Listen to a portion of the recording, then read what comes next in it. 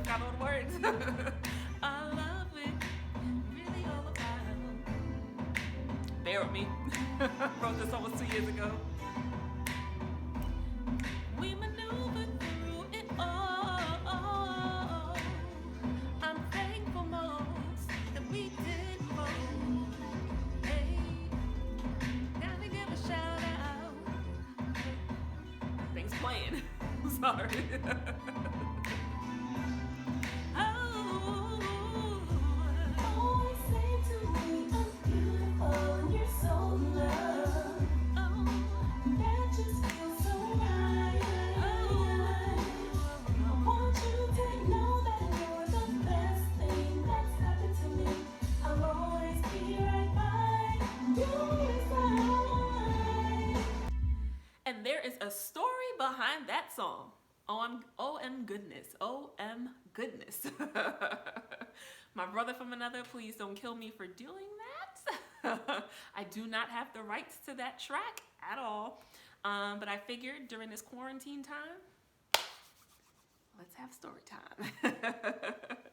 So, in September of 2018, I decided to pick back up and start working on my EP project, my second one. My first one had come out, I want to say that was March of 2018, and I wanted to keep the momentum and start working on another project September of 2018 for it to actually drop in probably like March, April of 2019. So I had reached out to the few producers in my life, explaining to them I'm ready to get back to work. So of course my brother, my blood brother, Mark, shout outs to Mark, who did my whole first EP with me, which is called The Complex Simplicity of Me on SoundCloud now under Chanel Casimir. My computer is bugging out, y'all. I don't know what is going on right now. So I had reached out to my brother. I had reached out to my brother from another who shall remain nameless.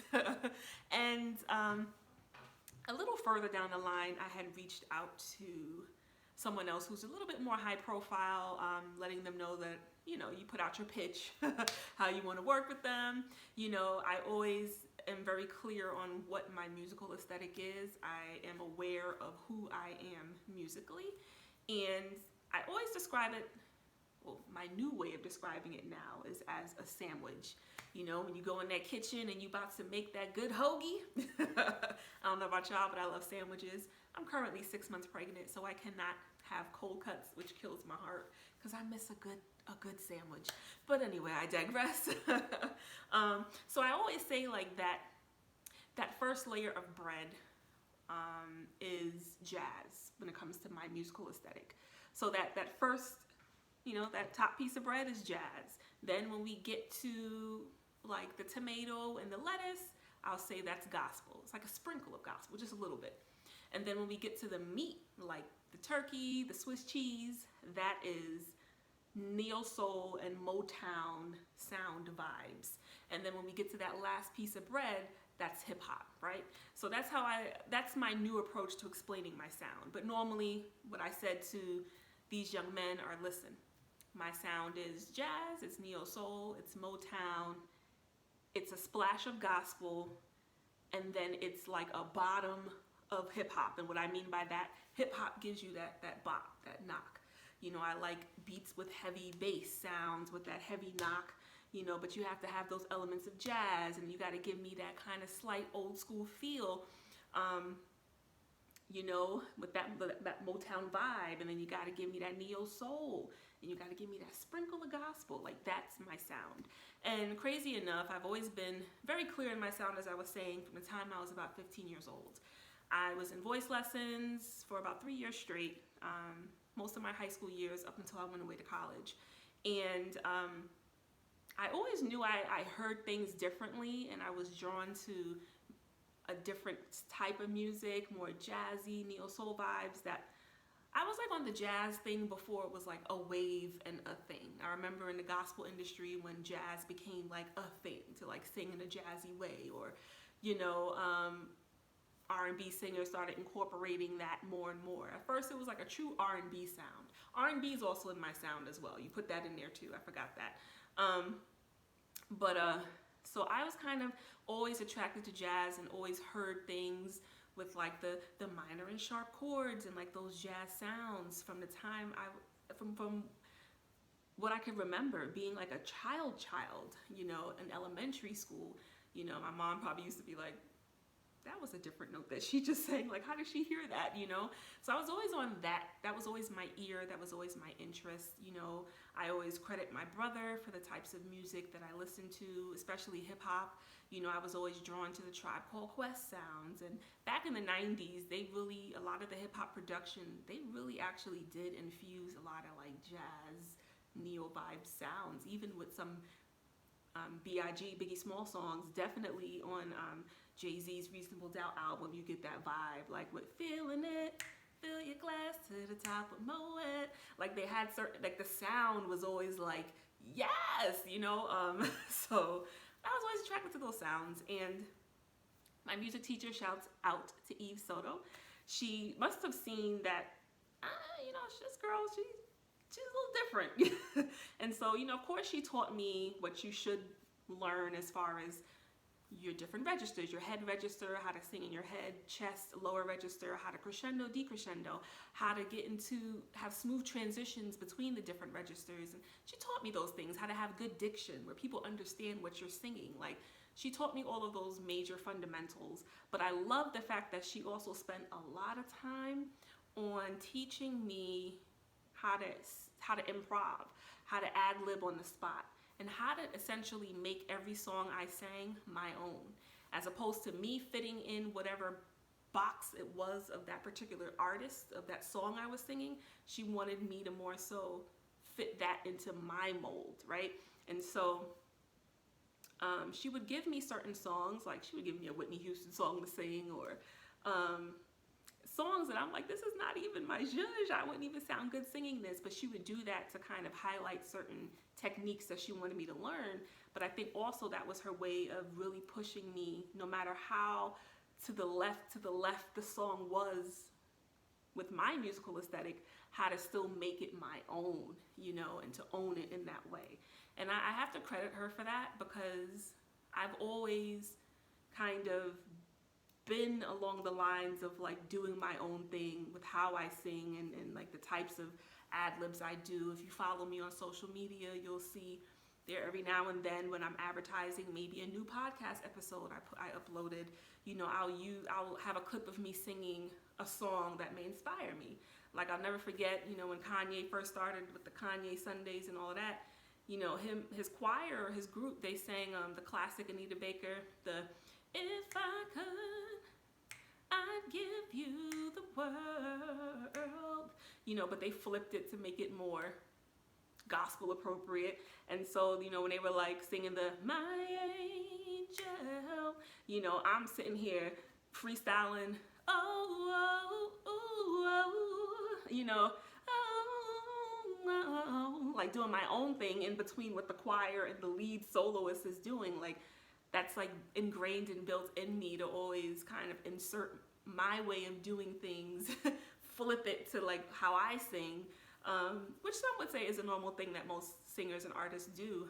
But I always knew that I had a unique sounding voice, and the notes, you know, and the placements of notes and runs and things that I did was a little different than the usual, still organic and true to who I am. And so I'm to the point where I'm about doing it how I do it. You know, I'm clear on my musical sandwich, that aesthetic, and I'm here to sing how I like to sing. So you're not going to really see me be that girl that does open mics or does things of that nature, which is cool, don't get me wrong. I enjoy being a spectator, or more so going to open mics and enjoying other people's voices and stuff.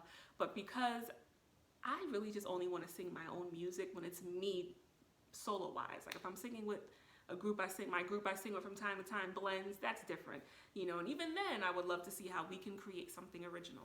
But like, when it comes to me, like singing by myself, I definitely prefer to sing my own music for more reasons than one, which we'll get into. And so I took us along that tour to say, you know, I was always clear on my sound. So when I'm trying to work with people, or I am working with different producers, I am clear. I like to be very clear about my sound because I know what it is, you know, and I'll know it when I hear it.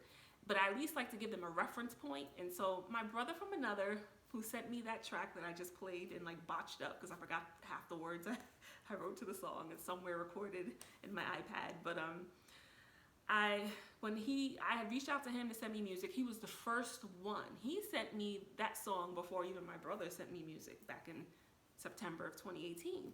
And so when he sent me that song, right away, within the first 5 seconds of hearing it, I'm like, he gets it. This is why I want to work with him. And it's like 2 in the morning. He sent it to me, let's say about 1, 2 in the morning. I start working on it, even though I have to be up for work. I have to be at work at 9 that next day or later on, and I'm up working on the melody, and I'm already hearing things. And what I loved about this track is that it pushed me, it challenged me in a different way, because I'm used to working with my brother, Mark, my biological brother primarily, and his style, he's another one. He's a producer, he does a lot of musical engineering. He's pretty good with that stuff too. And he's clear on what his sound is production-wise as well. And my brother has a very unique and different sound. Like, you'll know a Mark song. You'll know that's like, yeah, that's the song Mark produced, you know?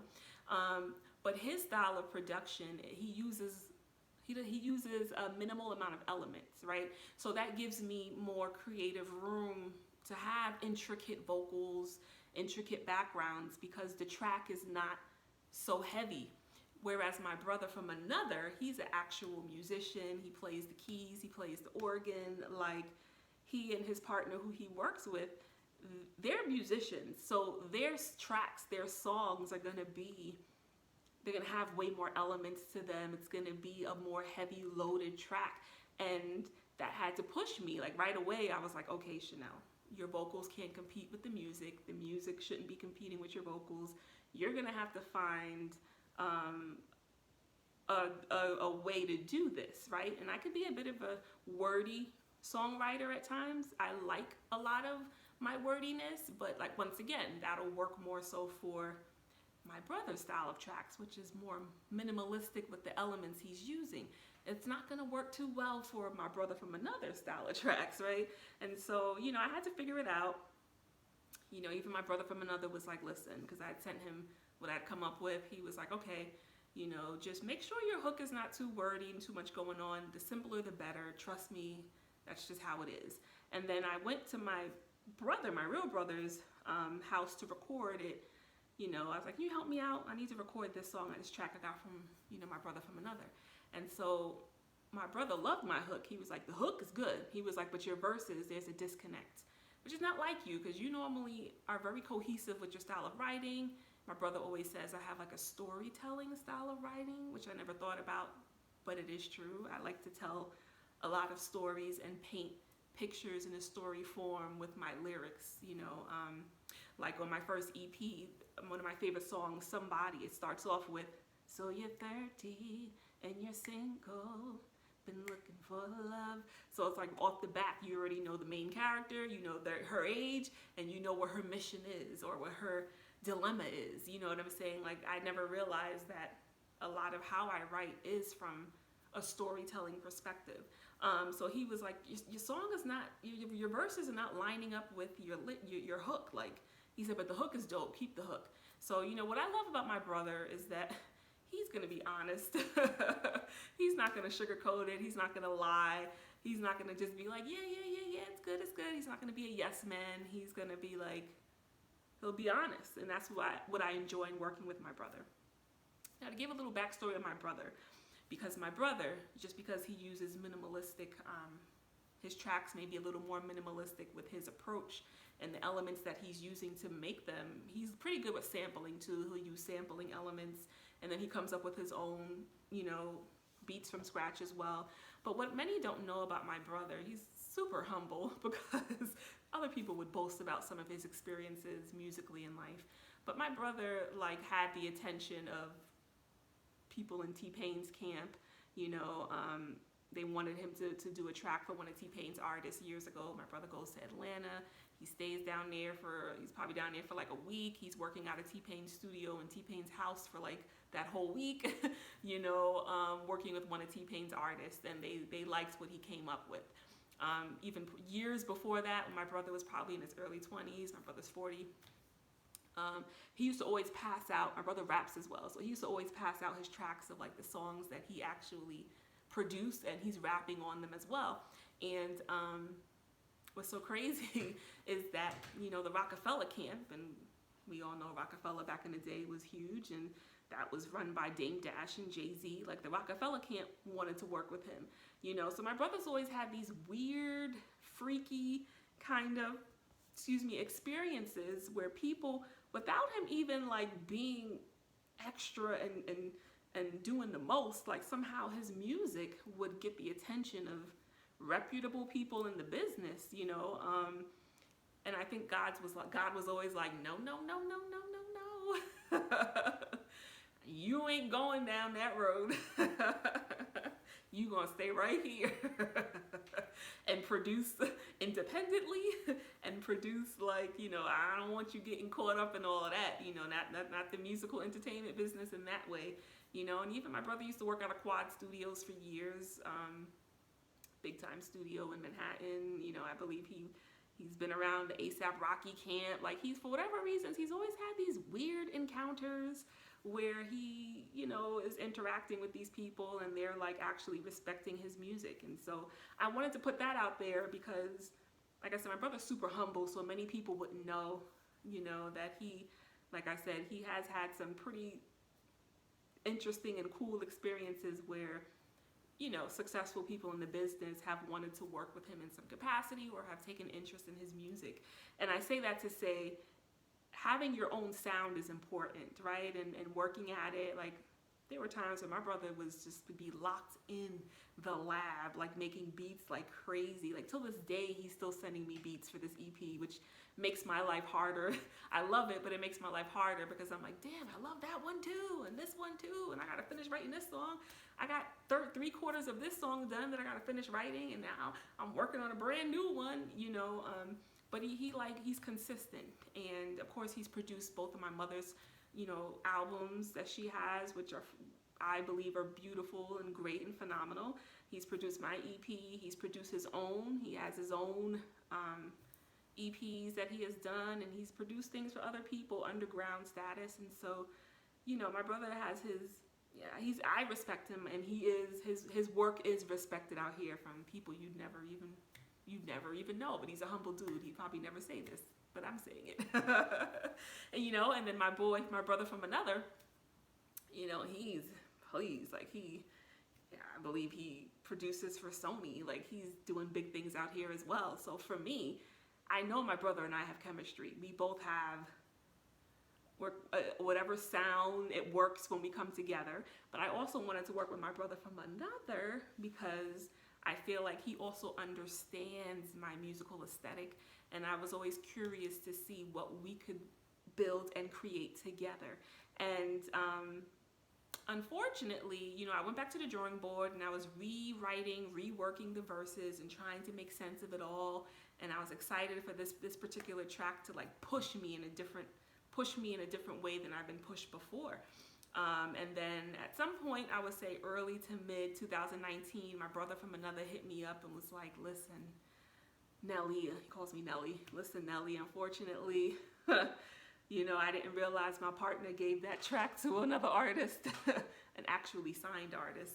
I believe it's a young lady who, I don't know if y'all are familiar with the series American Soul. It pretty much is about Don Cornelius and his life and how he, brought Soul Train into fruition and his whole journey with that up until his suicide, his alleged suicide, the conspiracy theorist in me. And so he was like, one of the main characters, a young lady who has a beautiful voice. I forget her character's name and I forget her real name, but he sent me a clip of being in a studio with her singing to this track, and I was just like that hurt my heart. But I knew it wasn't, it's the business. It wasn't anything intentional from my brother from another. His partner gave the song. He didn't know until I guess they were in the studio or maybe shortly before that. And of course, he did the right thing in telling me. And I was like, damn. He was like, I know.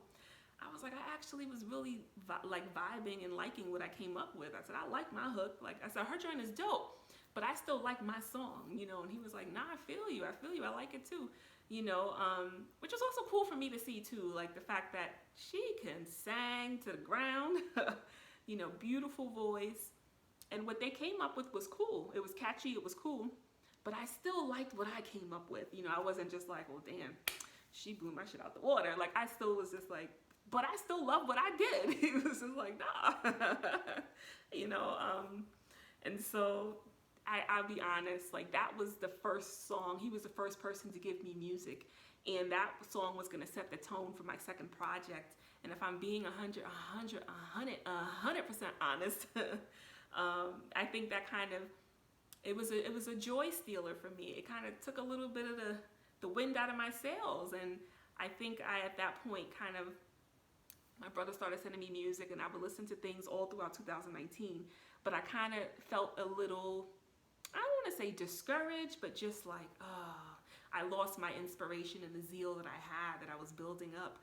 And which is why I believe I had like writer's block and I just wasn't as motivated. And so I've said this in a podcast episode, which you should tune into my podcast, Candid Talk with Chanel. We're on Spotify, Apple Podcasts, Google Podcasts, Anchor. And so I, was saying in that particular episode of my podcast that I really started to be uninspired. And I just put a lot of my creative juices into my dance brand I'm building with my girl, my sis, Denise. I put it into Move with Finesse, if I'm being honest with you. I kind of put the music on the shelf for a little bit. I would still listen to the tracks my brother would send me, but I kind of like put it to the side because I was just like, But I'm glad that towards the end of 2019, up until now, I've been working on music, like actively working on music. I've been writing, arranging, and I have my motivation and my zeal pretty much back. But that hurt my heart. I loved that track. I felt like this is going to be one of the bangers that I need for my EP. It checked all of the boxes for my musical aesthetic, once again, which is that jazz, that neo soul, that R&B, that Motown, that hint of gospel, and then that hip hop layer, that bang. It checked all those boxes very well. But it is what it is. What's meant to be is meant to be. Hopefully, at least twice a year, I reach out to my brother from another, and I'm like, send me some music, name your price. Send me some music, name your price. Because I'm not giving up on us working together, and I really do feel like, just like how I feel like my brother and I complement one another well, I also feel like my brother from another and I could also complement each other well. And so today I was like going through my Google Drive, and I saw that song, and I was just like, I always feel like a pain in my heart, but I played it on my husband and I have these nice Bose speakers that are loud as hell, and I played it on there, and I'm just like, yes, like that hook, like we were on to something. But the good thing is, a lot of the songs and the tracks my brother has been sending me, they're different. They're me.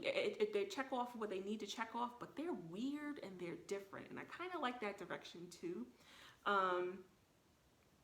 In this second EP, I'm talking about love and how complex love is. Of course, keeping with my branding. The first EP was the complex simplicity of me. This second one is the complex simplicity of love. And so I'm telling my love story, my love journey, as well as incorporating others' love journeys that I'm aware of that are inspiring or, that were interesting. And love has its great, beautiful moments, but then it has its lows and its ugly moments too. And so I have songs that are melancholy, that give that emotion. I have songs that are upbeat and joyful. I have songs that are mid-tempo, so it's great. I'm looking forward to it. And while we're quarantined, I'm like, why not have a story time? Because there is a story behind this song and why it cannot be a part of my project. cry, cry, cry. But yeah, so working on music is cool. I love it. While also being home all the time, I'm thinking and masterminding this complex simplicity event that I would like to have right before the holidays, end of 2020. Where I can have a live podcast moment and I can have me singing my own music live, because at that point it would be a library of 2 EPs, which I think is pretty dope and cool. Remember, I'm the girl who wants to perform her own music. And the reasons why I like to perform my own music, or would prefer to, is one, once again, I know my musical aesthetic. I know that I have a particular kind of voice. I don't have one of those universal voices where I can sing any genre. Not at all. Like, I consider Fantasia to be one of those unique voices that's yet universal. She'll hit you with the R&B song. She'll hit you with a rock, soul, edge kind of song. She'll hit you with a Billie Holiday straight up and down jazz song. She'll hit you with the Mahalia Jackson kind of gospel, Negro spiritual song. Like, I don't have one of those kind of voices where I'm singing all genres, right? So for me, singing other people's music is like, right?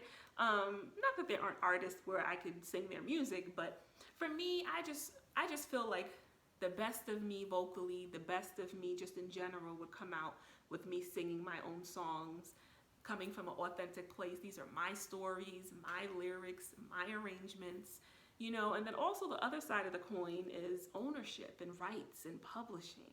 Like, I want to be able to own my music, and own my publishing, and like, this is my art. I like that, so for me, I'm always like thinking and I envision it. And of course, throughout my set, I would definitely, showcase who are some of my musical, people who inspire me musically, my musical inspirations. I will definitely showcase that in a unique way within my own music.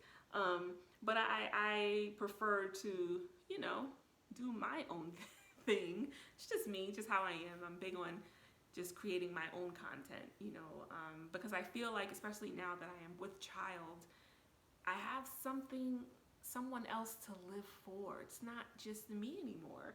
And I want to be able to leave a legacy behind where there is tangible content of me, whether it's my podcast episodes, whether it's my hundreds of vlogs I've done, whether it's my music. Like, I want to be able to leave something behind that is a legacy in some way. And so for me, it's a bit deeper. It's a bit deeper. So that's why I take, creating content very seriously, even more seriously now. And, like I said, just that ownership of it all. If I want to be able to submit one of my songs for a commercial, like, I want to be able to do that. Now, of course, whoever produces it, they have the production rights, but my brother and I work together. We've always wanted to get into the jingle game too, and I'm still not giving up on that. But, I'd be dope. Like, if I was able to submit my song as a movie score for a big time movie, like, it's my song. So, you got to pay me and my brother. Like, and I think that that's dope, as opposed to my art always being someone else's, or my twist on what someone else has created. I love for my art to be original. And even I told my brother this go round, not as many samples, you know what I'm saying, to barely any. Of course, my brother's always gonna hit me with that one sample that he knows I'll love. But like, most of the songs they're not samples, they're original, and I like that, you know what I'm saying? So yeah, like, just wanted to give my little quick story time. Please stay safe with all that's going on in the world. Please stay prayed up. Let's continue to pray for one another. I swear, every day I hear about someone else I know losing their life to this virus. So please, y'all, even though y'all know I don't trust what the media says and the news outlets say, I do trust God, and I do want to use my God-given wisdom. So that's why I say stay in the house. We're unsure of what's really going on out here. Stay in the house and keep yourself safe. Don't leave unless you have to.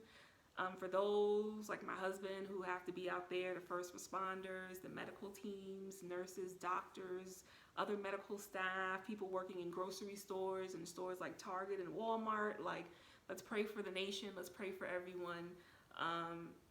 And let's not have a spirit of fear either. I'm not gonna lie, I monitor how much I let what's going on filter in.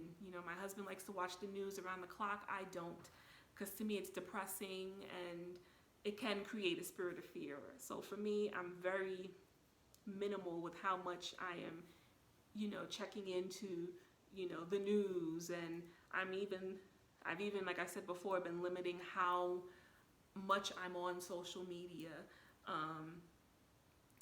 Because, even when you're on social media, it's always, everything is about the coronavirus and what's going on. And, so for me, I'm just trying to like stay prayed up. At the same time, keep my peace. I can't afford to transfer stress and fear and anxiety onto this growing little boy inside of me, So I just try to like I said, talk to Jesus, stay prayed up, and continue to pray for others as well as my own loved ones, myself and my unborn child and my husband, of course, and the family and everything and friends, So let's remember to keep each other in prayer, and that God gives us a peace, and some kind of assurance, and that, He's in control, So yeah, guess story time is over. As I always say, continue to head to complexsimplicity.com. I will be this vlog. I may upload it on there, as well as YouTube. I am Complex Simplicity on YouTube. Instagram at ComplexSimplicity09, and I always put a plug in for Move with Finesse, my dance brand with my girl. At Move with Finesse is our handle on Instagram. So yes, be safe. You're in my prayers, and until next time.